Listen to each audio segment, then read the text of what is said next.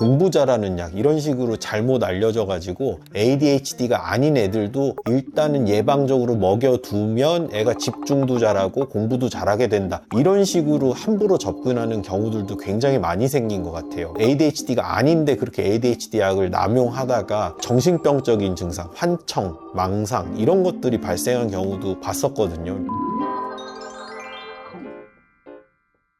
다음 사연 보겠습니다. 중학교 3학년 아들과 초등학교 6학년 되는 딸이 있습니다. 아들이 공부에 집중을 하지 못합니다. 집중력이 떨어지는 것 같아요. 의자에 앉아서 한두 시간 공부를 정말 어려워합니다. 아직 미성숙한 멘탈이 있기도 하고요. 딸은 상대적으로 오래 책상에 잘 앉아 있습니다. 아들은 중1 때는 친구들과 트러블이 많이 있었습니다. 중2 때는 미국에서 1년 있다 왔는데 미국에서는 친구들과 그래도 잘 지냈습니다. 영어가 안 되고 잘 모르는 환경이라 아들이 많이 양보도 했겠지만요. 이제 한국으로 돌아왔으니 공부를 열심히 해야 할 텐데요. 저의 고민은 어떻게 하면 공부에 집중할 수 있느냐 하는 문제인데 집중력 장애 검사를 받아봐야 할까요? 이렇게 고민을 주셨고요. 굉장히 이슈 많이 되고 있는 ADHD 얘기인 것 같아요. 그래서 그 부분이 맞는지 아닌지 확인해 보고 싶다, 요 말씀을 하고 계신 것 같거든요. 아주 자세한 정보는 좀 부족해서 제가 섣불리 판단하기는 어려운데 그냥 이러한 아이가 저한테 진료 보러 찾아왔다라고 가정을 했을 때 제가 한번 어떤 식으로 판단을 해 나가는지 그 과정을 좀 설명을 드릴게요.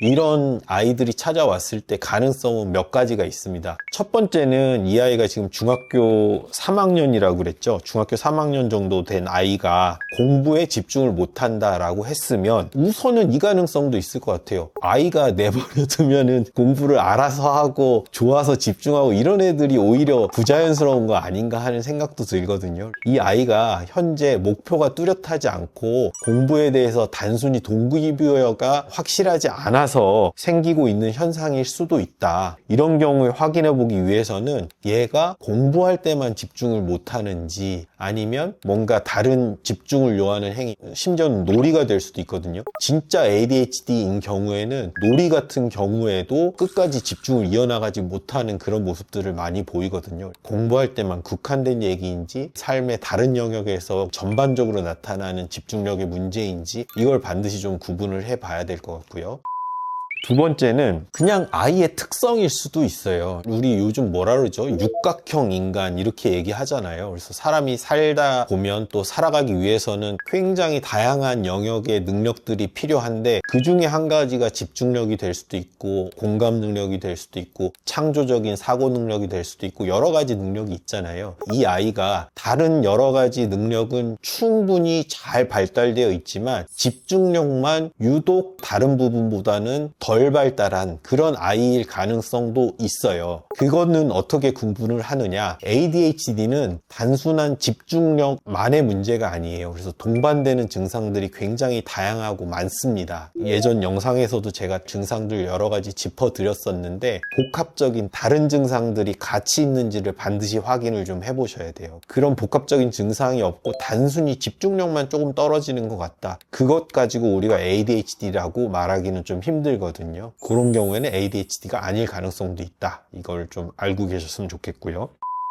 세 번째는 뭐 아주 자세하지는 않았지만 중1 때 친구들과 트러블이 좀 많이 있었었다 이런 얘기도 했었고 미국도 한 1년 갔다 왔고 거기서 영어가 잘 안 통하는 상황에서 본인이 좀 참고 양보해야 되는 그런 상황들도 좀 있었다. 그러고 뭐가 어떻게 됐는지 모르겠지만 미국이 또 쭉 있지 않고 한국으로 또 다시 돌아왔단 말이에요. 이런 상황들을 고려해 봤을 때 뭔가 이 친구가 여러 가지 환경 변화라든지 뭐 친구 관계 트러블이라든지 이런 게 아이한테는 상당히 마음의 어려움을 초래할 수 있는 환경들이잖아요. 그런 것들로 인해서 다른 정신과적인 증상, 우울증이라든지 그런 기분장애 이런 것들을 겪고 있지는 않은지 한번 꼭 체크를 해봐야 됩니다. 그런 기분장애 같은 거를 겪고 있을 때도 아주 지속되지는 않지만 그 기간에 국한된 일시적인 인지 능력의 저하, 이런 것들이 나타나거든요. 좀 멍해진달까? 그리고 또 집중도 좀 잘 안 되고 잘 까먹고 뭐 실수도 잦아지고, 이런 현상들이 ADHD와 유사하게 보여질 수가 있어요. 우리가 구분해 볼 수 있는 거는 ADHD는 조금 더 지속적이고 일관되는 그런 현상이다. 그래서 어릴 때부터 쭉 그런 현상들이 나타났었을 가능성이 높고, 특정 시기에 다른 정신과적인 증상과 함께 집중력의 저하가 나타났다라고 했을 때는 조금 다른 가능성을 좀 살펴봐야 될 가능성이 높습니다.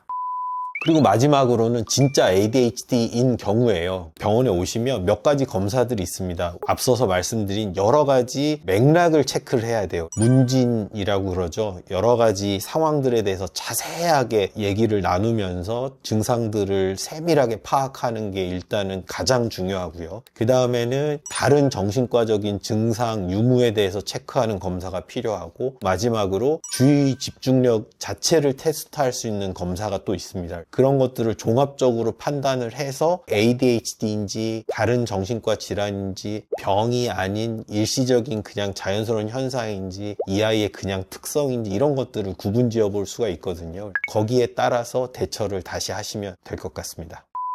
하나 걱정스러운 부분은 대치동이나 이런 곳에서 공부 잘하는 약 이런 식으로 잘못 알려져 가지고 ADHD가 아닌 애들도 일단은 예방적으로 먹여두면 애가 집중도 잘하고 공부도 잘하게 된다, 이런 식으로 함부로 접근하는 경우들도 굉장히 많이 생긴 것 같아요. 그래서 그 부분은 굉장히 조심하시는 게 필요해요. 그러니까 왜냐하면 ADHD 약이 효과도 좋지만 심리적으로 의존하게 되는 경우들이 꽤 있어요. 인생에 있어서 어떤 중요한 일들 처리해야 될 때, 대학생이 됐는데 시험 기간이 됐어요. 갑자기 많은 양의 뭐 정보들을 빨리 흡수해야 되고 공부해야 되고 막 이럴 때 ADHD가 아닌데도 불안하니까 ADHD 약을 어디선가 막 구해가지고 먹고, 이런 경우들이 있어요. 또 회사 가가지고 원치 않게 업무가 가중되는 상황에서 또 빨리빨리 처리해야 되고 데드라인이 임박했을 때, 그럴 때 막 불안하니까 약 찾아서 먹고, 그런 게 습관이 되다 보면 반복되는 문제들을 낳게 되고, 사실상 거기는 약효가 실제로 있진 않거든요. 불안하니까 약물을 남용하는 케이스가 되는 거죠. 저는 이제 수련 과정에서 병동 환자 중에 본 케이스 중에는 ADHD가 아닌데 그렇게 ADHD 약을 남용하다가 정신병적인 증상, 환청, 망상 이런 것들이 발생한 경우도 봤었거든요. 그렇게 함부로 그렇게 남용할 약이 아니다라는 걸 반드시 강조를 좀 드리고 싶어요.